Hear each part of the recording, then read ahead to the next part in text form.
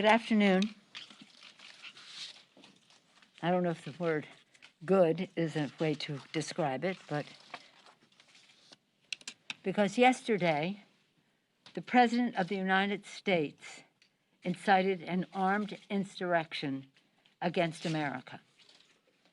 The gleeful desecration of the U.S. Capitol, which is the temple of our American democracy, and the violence targeting Congress are horrors that will forever stain our nation's history, instigated by the President of the United States. That's why it's such a stain. In calling for this seditious act, the President has committed an unspeakable assault on our nation and our people.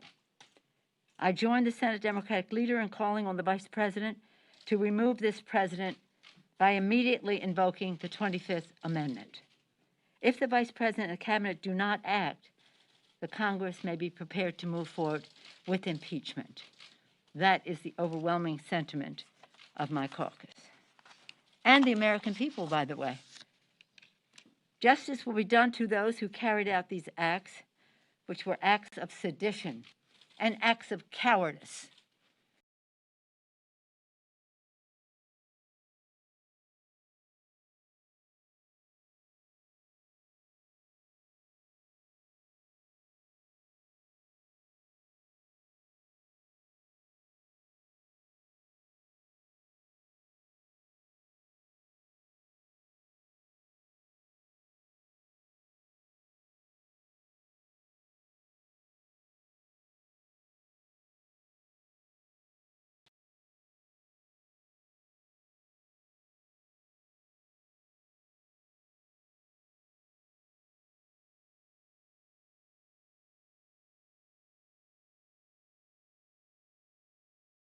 Violence, encouraged the mob, and who, after desecration of the Capitol, went back to the House floor and continued to push the falsehoods and underpinned this assault that underpinned this assault on our democracy. These Republicans abdicated their oath of office that was taken just 3 days prior to protect the American people and to support and defend the Constitution of the United States. The House worked through the evening and into the morning to nearly 4 a.m. to validate the electoral count, again proclaiming Joe Biden and Kamala Harris as the duly elected President and Vice President of the United States. I just want to say how proud I am of my members. For a while now, our 4 scholars, we call them, Jamie Raskin, Zoe Lofgren, the chair of the Committee of Jurisdiction, Adam Schiff, and Jonah Goose, set forth a plan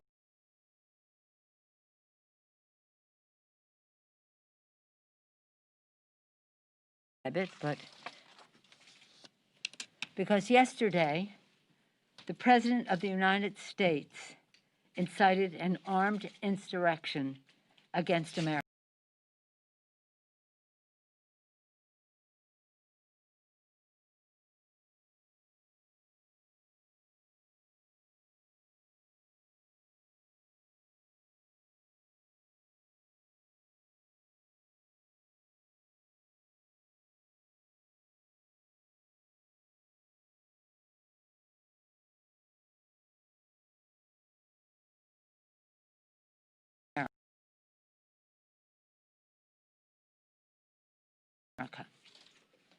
The gleeful desecration of the U.S. Capitol, which is the temple of our American democracy, and the violence targeting Congress are horrors that will forever stain our nation's history, instigated by the President of the United States. That's why it's such a stain. In calling for this seditious act, the President has committed an unspeakable assault on our nation and our people.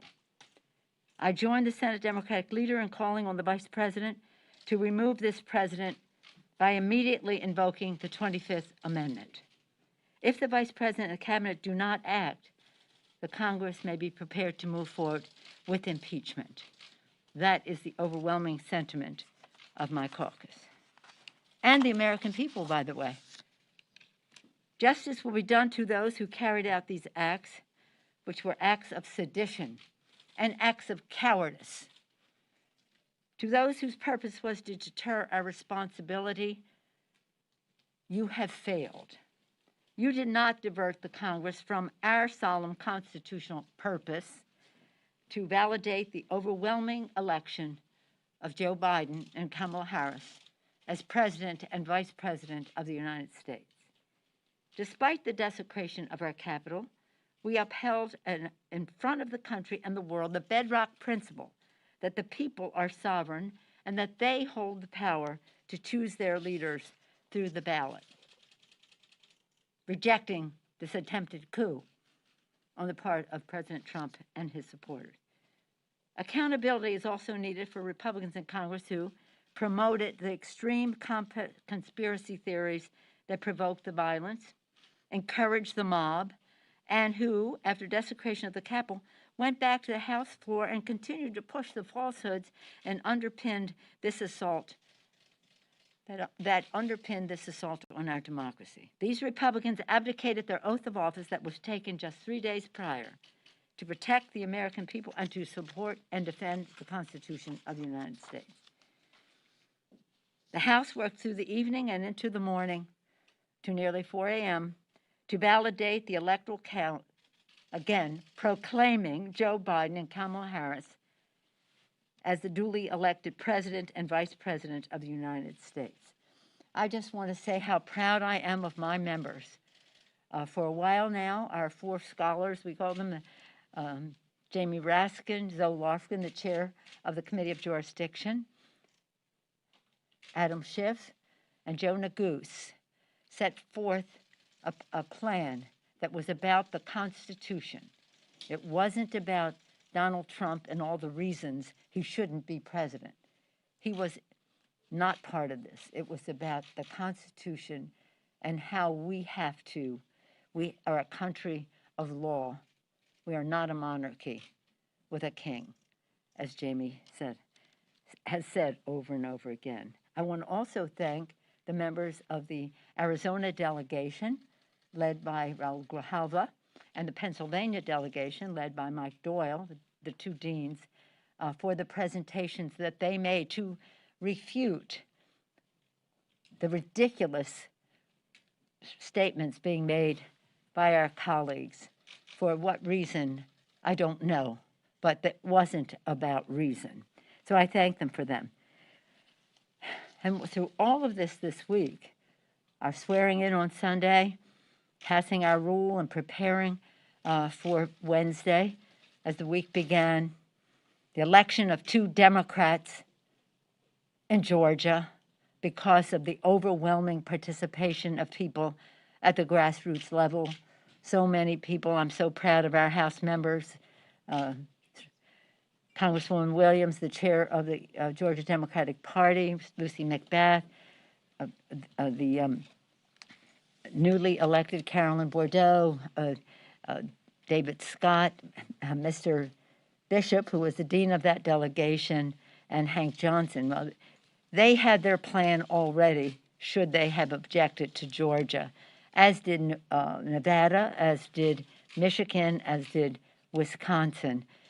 So we were prepared. Members worked hard about defending the Constitution, honoring our purpose to count and ascertain the Electoral College numbers for the presidency.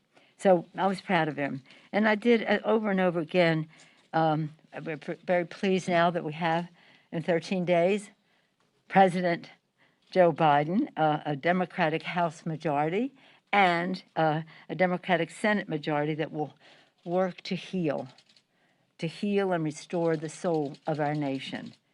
I will close by evoking, as I did last night, the Song of St. Francis, our patron saint in San Francisco, whose Song of St. Francis is our city's anthem. Lord, make me a channel of thy peace. Where there is darkness, may we bring light. Where there is hatred, love, despair, hope. The list goes on. And so does the time for healing take us down a path of unity for our country. with that, I'd be pleased to take any questions. Yes, ma'am. Speaker Pelosi, would you encourage cabinet members not to resign so that they can invoke the 25th Amendment? No, but let's go over that list. Why wouldn't they, if you're a member of the cabinet, a secretary in the cabinet, you're in a line of succession to the presidency, president, vice president, speaker of the House, Senate leader, pro tem, and then Secretary of State. When, just for the information of some, when you have the 25th Amendment invoked, that would be calling upon the Vice President, as we hope to do, to take the lead, and with a majority of the cabinet, to be able to unseat the President of the United States. A very dangerous person who should not continue in office. This is urgent. This is emergency of the highest magnitude. So you're Pompeo, the Secretary of State. Do you stand by this president dangerously staying in office? Secretary of the Treasury, Mnuchin. What is it? Is it about success in business later, or is it, do you believe in this? Do we have the list? I know it because I know it. Then the way it goes is Saint Dapiakalhu. That's a mnemonic. Secretary of State, Secretary of Treasury, Secretary of Defense. The acting Secretary of Defense. I don't know what authority he may have, but he certainly has to answer for where the National Guard was yesterday. Secretary of, then Attorney General. Attorney General Barr, do you subscribe to the presidency of Donald Trump after the act of sedition he committed yesterday? It's an ex-Postmaster General, but that's in when our founders put it together. Interior. The list goes on. Ask each member of the cabinet, do they stand by these actions? Are they ready to say, in the next 13 days, this dangerous man can do further harm to our country, an assault on our democracy, on the first branch of government?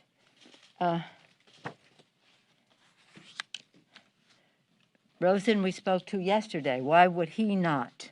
Why would he not, as the acting AG,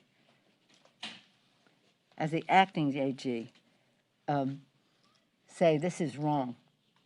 There are some courageous Republicans who are speaking out. I salute Secretary of Defense Bill Cohen and others defense secretaries who've signed the letter, even before yesterday, about what is going on in the White House and how that is not a good thing for our country,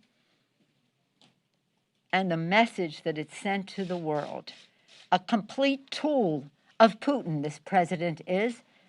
Putin's goal was to diminish the role of the view of democracy in the world. That's what he has been about. And again, his enabler has been Donald Trump for a long time. That's why I said in that photo when I'm leaving his meeting with you, Mr. President, all roads lead to Putin. Putin wants to undermine democracy. That's what he's about domestically and internationally. And the president gave him the biggest of all of his many gifts to Putin, the biggest gift yesterday. My friends, we are in a very difficult place in our country as long as Donald Trump still sits in the White House.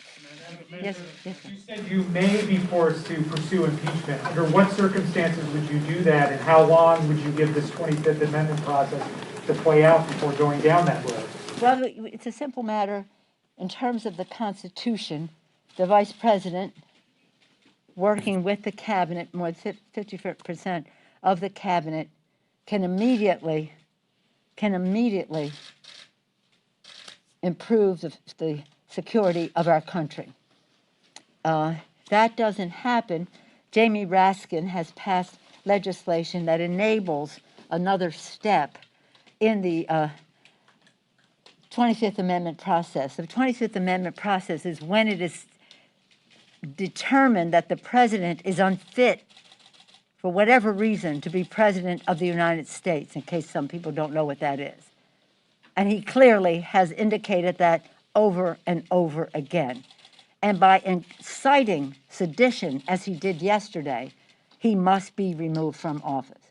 While it's only 13 days left, any day can be a horror show for America. So the next step would be that Congress, and this can be done quickly, can establish a commission very fast of maybe former presidents, cabinet people who know something about health, the health of the president and the rest, and that group can make its recommendations to the Congress. The list goes on. Having said that, if the best route, the most immediate route, would be the vice president to recognize the danger of the Donald Trump presidency and take this action.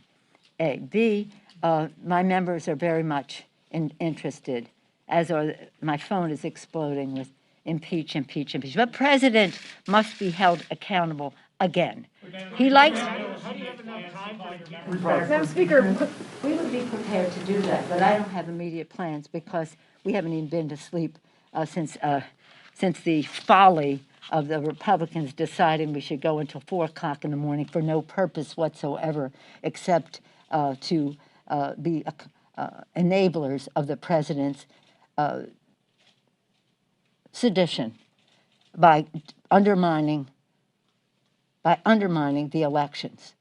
Imagine that, the President of the United States undermining the elections in our country. So in any event, we would be prepared. How long are you willing to give Pence? 24 hours, 48 hours? just how realistic I don't is know this how timeline? quickly he might respond. We'll see. And that could be You said quick. there's great urgency. The clock is Yes. clearly ticking. There's 13 days. That's right. How long are you willing to give the cabinet and Pence until they make a Well, I decision think before that they you will. start your own procedure? I don't think that it'll take long to get an answer from the vice president. It'll either be yes or it will be no, and we'll see. But we Today? want to make sure. Today? Do you expect an answer today? We would hope. But Mr. Schumer, the new majority leader of the Senate, and I have made our interest in this known. So we'll see what they come back with. But they have to answer for it.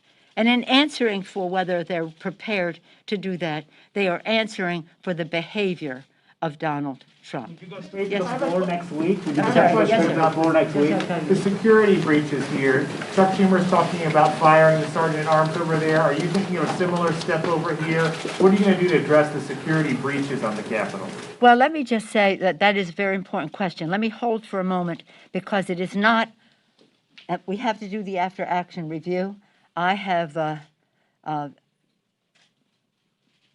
am calling for the resignation of the chief of the Capitol Police, Mr. Sund, and I have received notice from Mr. Irving that he will be submitting his resignation.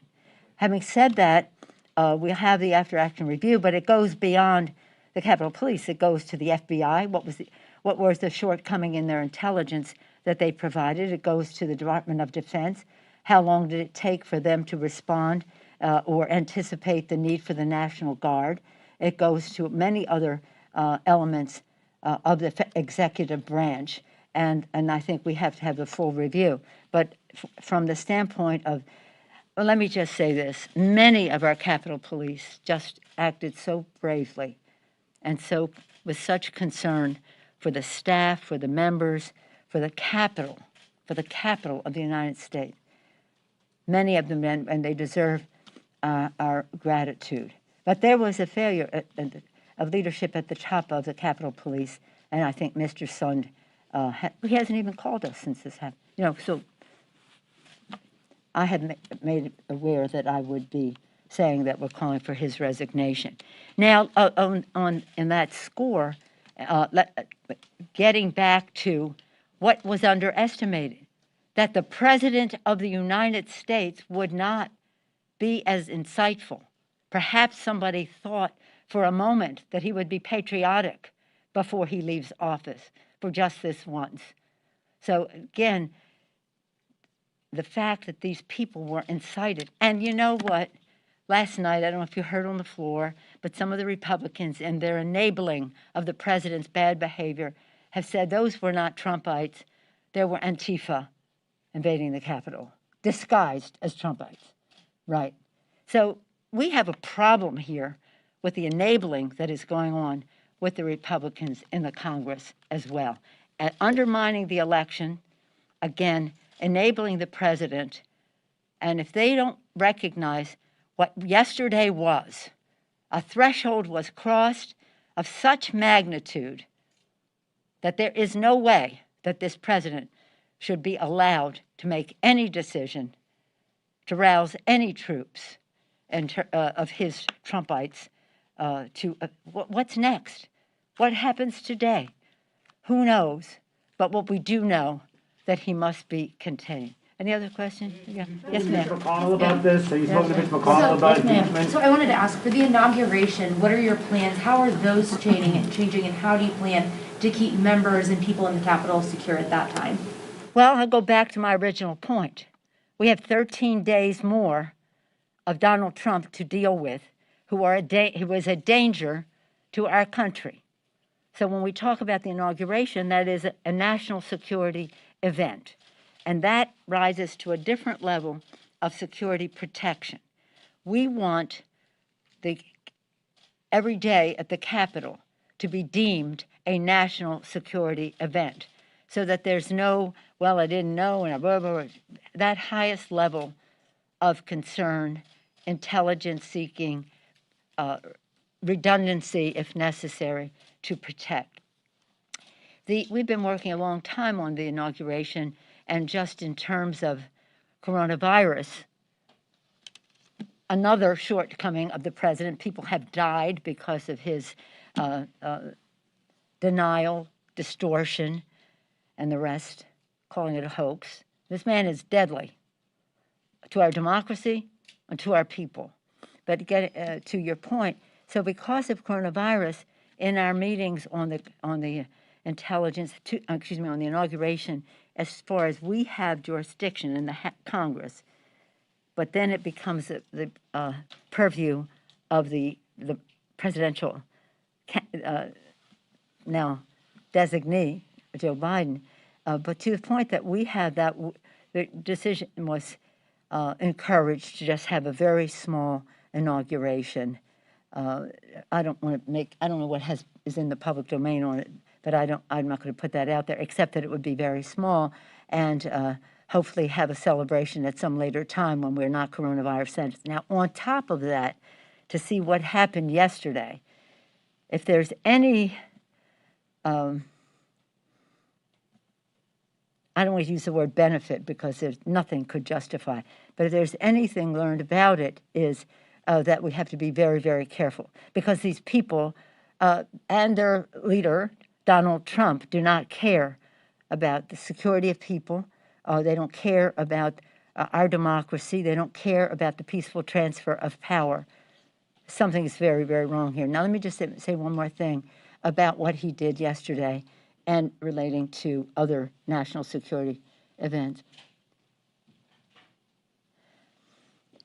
People saw throughout the world something that looked like it was out of a banana republic or some other kind of a third world, where the president of the country turned on the people. And what was sad about it is, of course, as members of Congress, we sign up. We sign up for the exposure that we have. But to see in the eyes of so many of the staff people, especially the younger ones, the trauma, the fright that it was for them to be locked into rooms with terrorists banging on the doors, hiding under desks, under tables, and the rest of that. They didn't sign up for that. We didn't sign them up for that. A blessing to be interested in public service, to learn from it here, perhaps to go on into public service, but to carry that important value into whatever they do in life. But to meet with them and to see how frightened they were, how traumatized they were, because these thugs, these Trump thugs, decided that they would desecrate the Capitol with no thought of what harm they might do physically, psychologically, or in any other way. And they will be prosecuted. And they will be prosecuted. Justice will be done. So in terms of the inauguration, I don't know if it could be made any smaller, but I don't trust whatever the president might have in mind, because I do not trust, because I think he's a very dangerous man. So again, we'll review what our options are in terms of the 25th Amendment, review what our options are. If he wants to be unique and be doubly impeached, that's kind of up to him and his cabinet as to whether he should stay in office. Impeached, defeated, impeached, gone. And it's really a sad tragedy for our country. I say I pray for the president every day, and I do. Last night was the hardest day for me. Night, like 5 o'clock in the morning when I finally got home, as I was praying at night, you got to keep praying for me. You've got to keep praying for me. Maybe there's some hope. But we can't take that chance because people's lives are at stake as well as our democracy. That's it for now. Thank you. Madam Speaker, is the president Thank you. welcome at the Thank you. inauguration? Do you want him to come?